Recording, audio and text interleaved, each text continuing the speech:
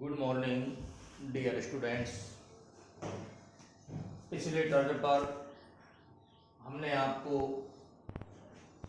Dalton का परमाणु सिद्धांत और उसकी मूल बातें बताई थी। तो डाल्टन के अनुसार पदार्थ जो है वो छोटे छोटे कणों से मिलकर बने होते हैं जिनको परमाणु कहते हैं। दूसरी बात इन्होंने बताई कि परमाणु जो है वो अविभाज्य कण होता है। तीसरी बात इन्होंने बताई कि एक ही तत्व के परमाणु चाहे संख्या में वो कितने ही हों गुण धर्मों में समान होते हैं, परंतु अलग अलग तत्वों के जो परमाणु हैं वो गुण धर्मों में भिन्न भिन्न होते हैं। एक बात इन्होंने बताई कि परमाणु पूर्ण इकाई में यानी पूर्ण संख्या के रूप में संयोग करते हैं।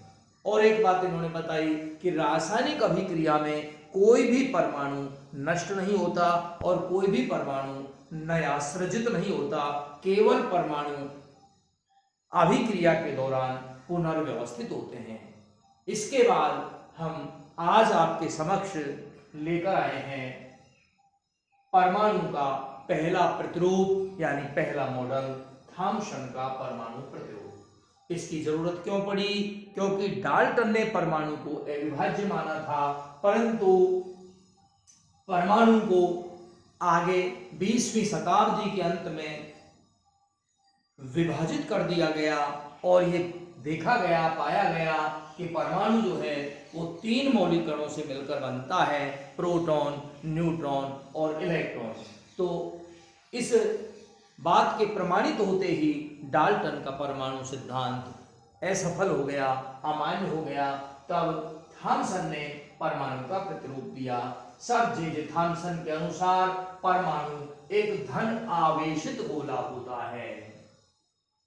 थॉम्सन ने बताया कि परमाणु एक धन आवेशित गोला होता है, यानी इसके अंदर धन आवेश होते हैं। अब आप जानते हैं धन आवेश प्रोटॉन पर होता है, तो ये प्रोटॉन के बारे में इन्होंने बताया कि ये जैसे एक गोला है परमाणु, और ये गोला जो है ये धन आवेशित है।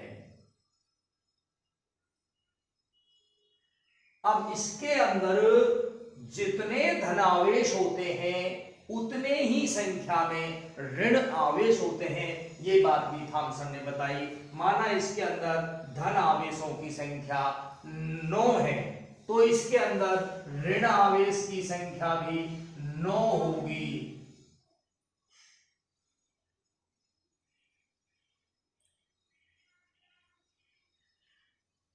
थॉम्सन के परमाणु प्रतिरूप के अनुसार, थॉम्सन के परमाणु प्रतिरूप में इन्होंने बताया कि परमाणु एक धन आवेशित गोला होता है।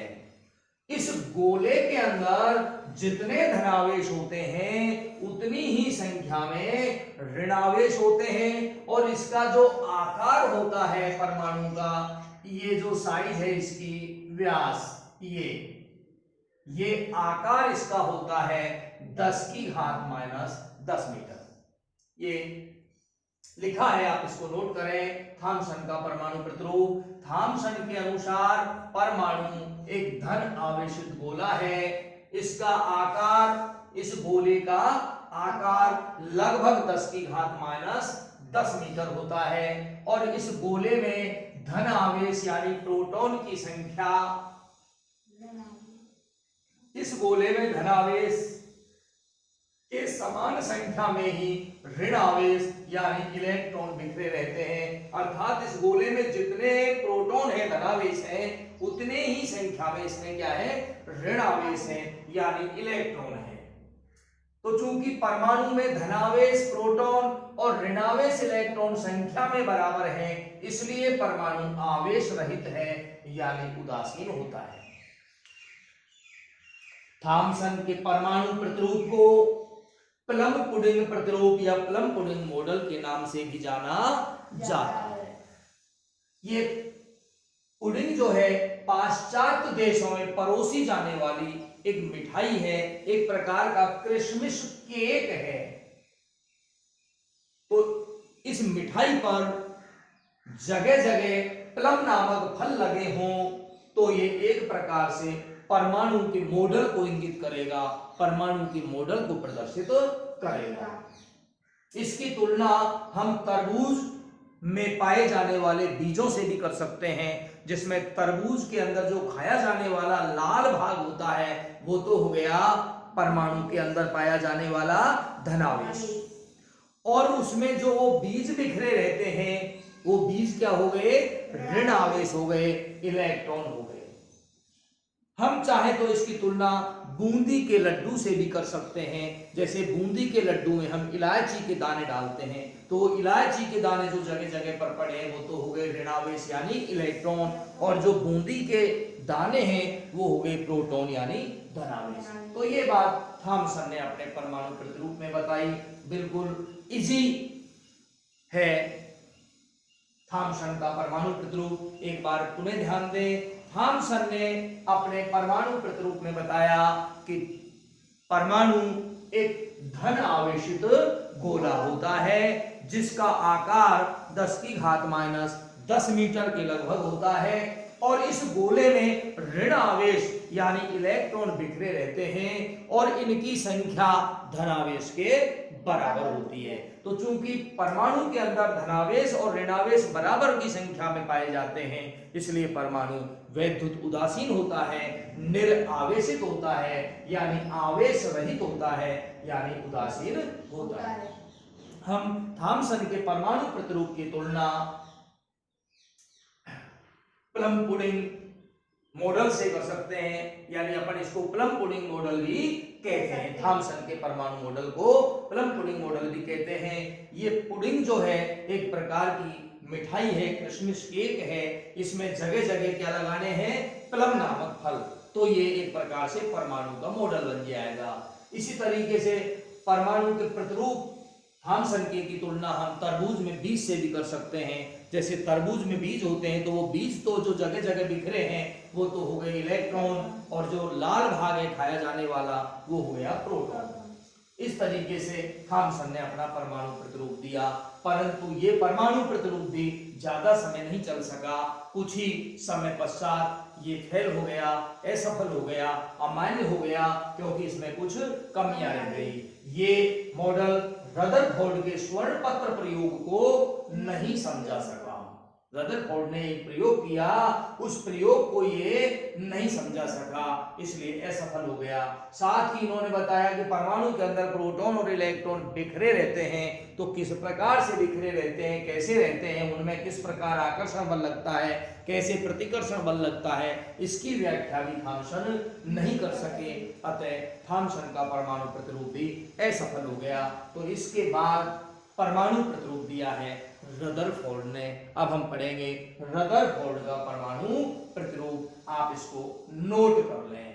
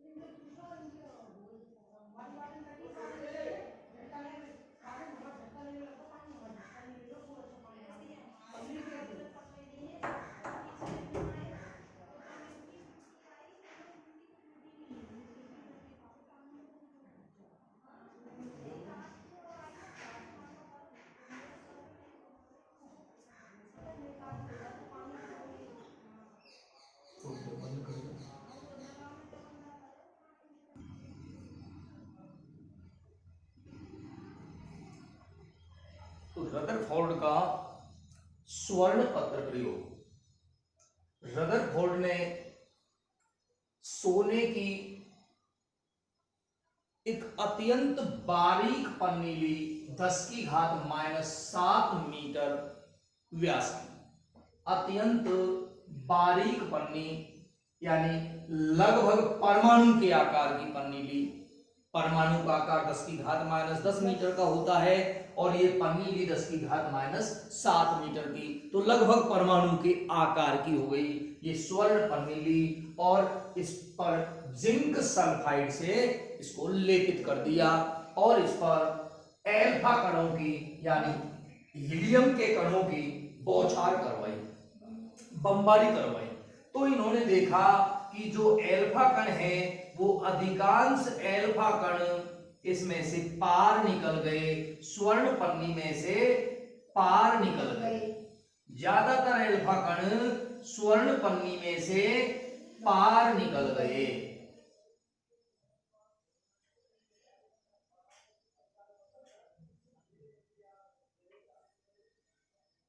तो अधिकांश एल्फा कण बिना विक्षेपित हुए सीधे पार निकल गए। इससे रदरफोर्ड ने निष्कर्ष निकाला कि परमाणु का अधिकांश भाग खोखला होता है, रिक्त होता है, जिस कारण एल्फा कण बिना विक्षेपित हुए सीधे पार निकल गए। रदरफोर्ड ने देखा कि कुछ कण लगभग 10,000 में से एक कण कुछ डिग्री पर विक्षेपित होकर के, जैसे ये कण यहां पर टकराया नाभिक से हल्का सा और विक्षेपित होकर के इस तरीके से पार निकल गया। हल्का विक्षेपित होकर के पार निकला। तो कुछ कण कुछ डिग्री पर मामूली से विक्षेपित होकर के पार निकले। इससे निष्कर्ष ये निकला कि परमाणु का जो अत्यंत ठोस भाग है वो बहुत छोटा होना चाहिए। अगर वो बड़ा होता तो ज्यादा कण जो है विक्षेपित होकर के निकलते, लेकिन बहुत कम कण विक्षेपित होकर निकले हैं, तो ये बहुत छोटा होना चाहिए और इसको इन्होंने नाभिक नाम दिया रदरफोर्ड ने। ये जो अत्यंत संकीर्ण छोटा भाग है, जो धनावेशित ठोस है, इसको नाभिक नाम दिया, नाभिक कहा। इन्होंने देखा अत्यंत कम लगभग 20,000 में से एक कण 180 डिग्री पर वापस लौट पड़ा। जैसे ये एक एल्फा कण था, एल्फा कण, इसको जैसे ही ये गया इस पर, ये से सामने टकराया और जैसे ही टकराया इस तरीके से, तो इसका पुनः 180 डिग्री पर ये वापस लौट पड़ा, यानी ये कण वापस इधर आ गया। इस घटना से रदरफोर्ड बहुत अधिक आश्चर्यचकित हुए। उन्होंने इस घटना को, इस अविस्मरणीय घटना को अपने शब्दों में व्यक्त किया कि यह मेरे जीवन की सबसे अविस्मरणीय घटना थी। और यह घटना उतनी ही अविस्मरणीय थी जितना कि कोई मुझसे ये कहे कि भाई एक तोप से 15 इंच मोटा गोला निकला और वह गोला एक छोटे से कागज से टकराया और टकराने के बाद इतना जोर से वापस लौटा कि तोप चलाने वाले पर उल्टी चोट कर बैठा। तो ये बहुत कम कण 20,000 में से केवल एक कण जो है 180 डिग्री पर लौटा। इससे रदरफोर्ड ने ये निष्कर्ष निकाला कि ये केंद्रीय भाग जो है नाभिक बहुत ही छोटा होता है और इसका आकार लगभग 10⁻⁻15 मीटर का होता है। इन्होंने इसकी आकार की जो है तुलना भी की, जैसे फुटबॉल का बड़ा मैदान हो और उस मैदान के बीचों बीच एक मक्खी बैठी हो, तो मक्खी तो हो गई नाभिक और बाकी वो पूरा फुटबॉल का जो मैदान है वो परमाणु हो गया। तो ये जो है रदरफोर्ड का स्वर्ण पत्र प्रयोग हुआ।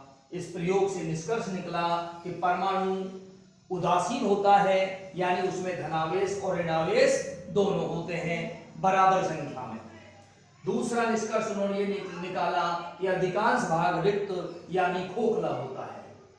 और तीसरा भाग उन्होंने ये निष्कर्ष ये निकाला कि परमाणु का बहुत छोटा भाग जो कि उसके केंद्र में होता है, ठोस होता है, और उस पर धनावेश होना चाहिए। धनावेश क्यों होना चाहिए? क्योंकि ये एल्फा कण धनावेशित होता है और इतना तेजी से लौटने का मतलब इनके बीच में प्रतिकर्षण हुआ है। इसे नोट कर लें।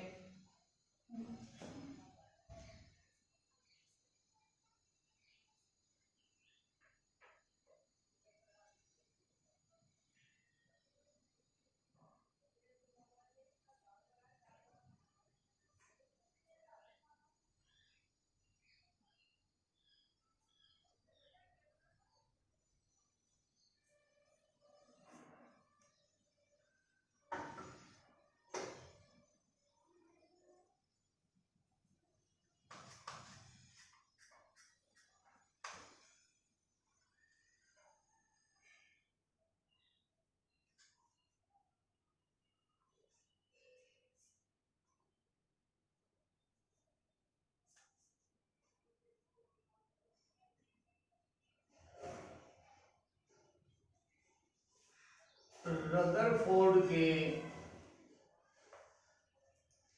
परमाणु प्रतिरूप की तुलना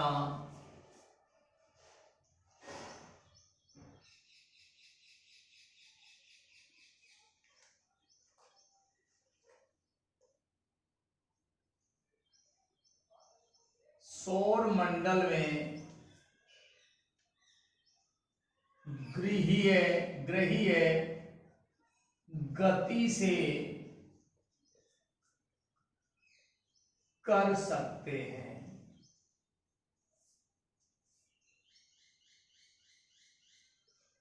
क्योंकि जैसे सूर्य के चारों ओर ग्रह चक्कर लगाते हैं,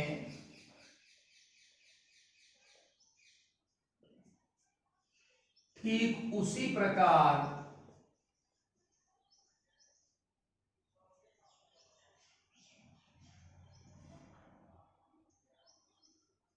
इलेक्ट्रॉन नाभिक के चारों ओर चक्कर लगाते हैं।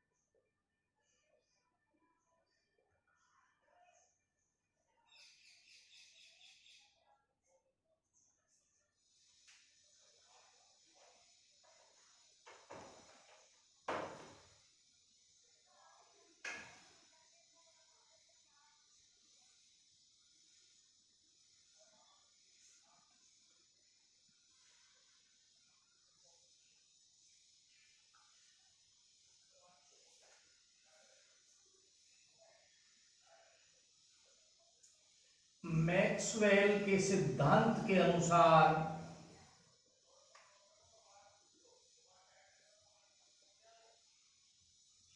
मैक्सवेल के सिद्धांत के अनुसार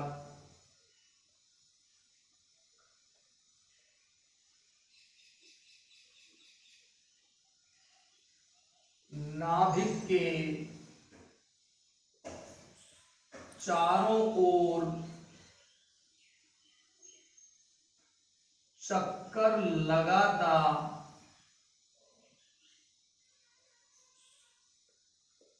इलेक्ट्रॉन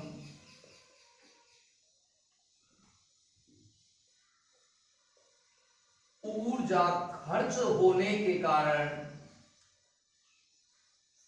ऊर्जा व्यय होने के कारण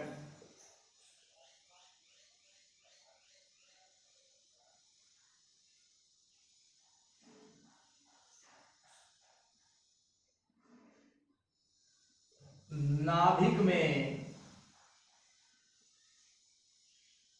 समा जाएगा।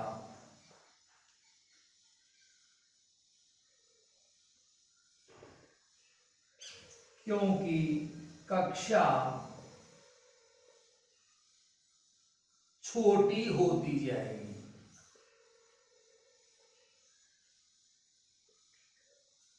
यह प्रतिरूप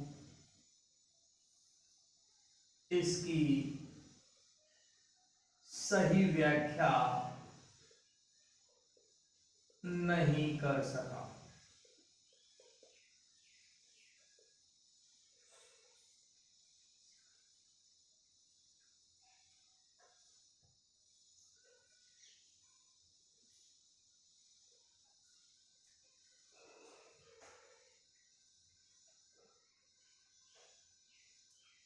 इस प्रतिरूप के अनुसार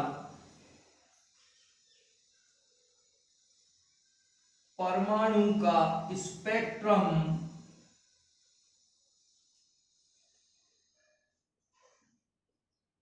सतत होना चाहिए,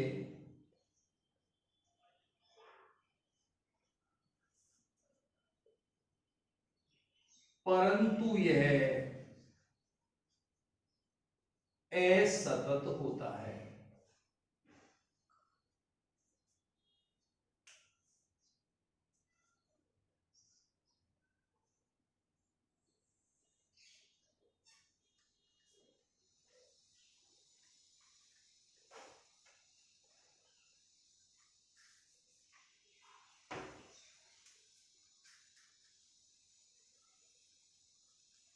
इलेक्ट्रॉन विन्यास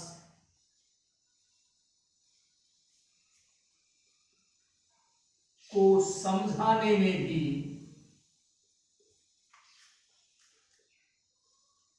यह प्रतिरूप असफल रहा।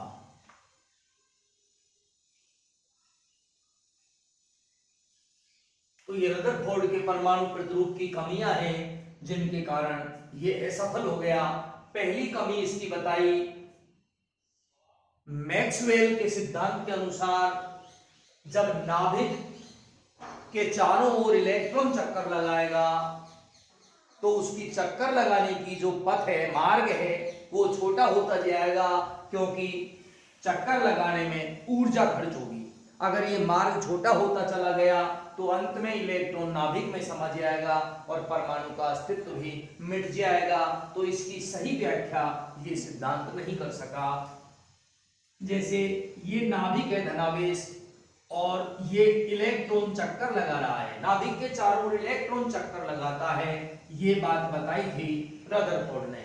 तो ये चक्कर जब लगाएगा तो इस इलेक्ट्रॉन की ऊर्जा में कमी आएगी, तो ये जो मार्ग है इसका चक्कर लगाने का ये छोटा होता जाएगा, और अगर ये इस तरीके से छोटा होता चला गया तो अंत में इलेक्ट्रॉन जो है नाभिक में गिर जाएगा और परमाणु का अस्तित्व ही समाप्त हो जाएगा। तो ऐसा होता नहीं है, इसकी सही व्याख्या ये नहीं कर सका, इसलिए असफल हो गया। दूसरा, इसके अनुसार परमाणु का स्पेक्ट्रम सतत आना चाहिए, लेकिन वास्तव में परमाणु का स्पेक्ट्रम असतत प्राप्त होता है। और तीसरी इसकी मुख्य कमी, ये इलेक्ट्रॉन विन्यास को समझाने में भी असफल रहा। नोट कर लें सभी विद्यार्थी।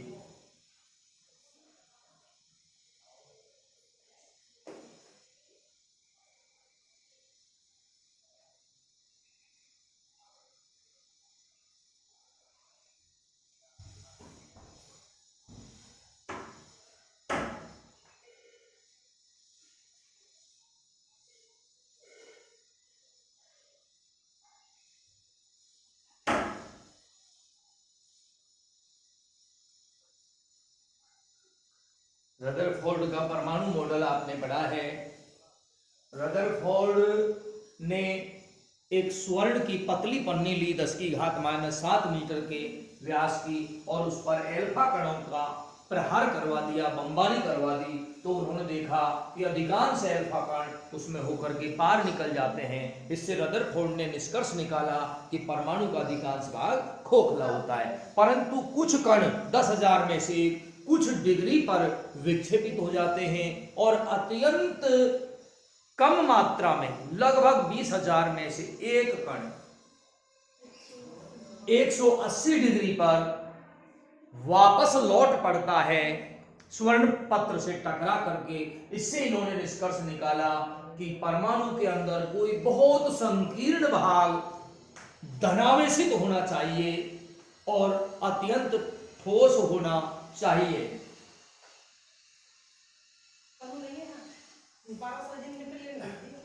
अत्यंत ठोस होना चाहिए। तो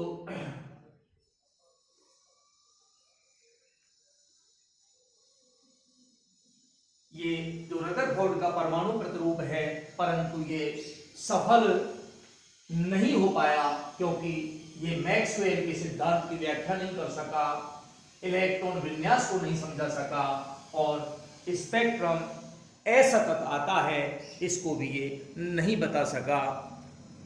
तो प्रिय बच्चों, यहाँ तक आप पढ़ कर के आएंगे, तैयारी करेंगे और नेक्स्ट टर्न पर हम आपको फिर मिलेंगे। उससे पहले आप सभी जिन्होंने चैनल को सब्सक्राइब नहीं किया है वो सब्सक्राइब कर लें और बेल आइकन प्रेस करें ताकि आपको समय समय पर नोटिफिकेशन मिलते रहें। धन्यवाद।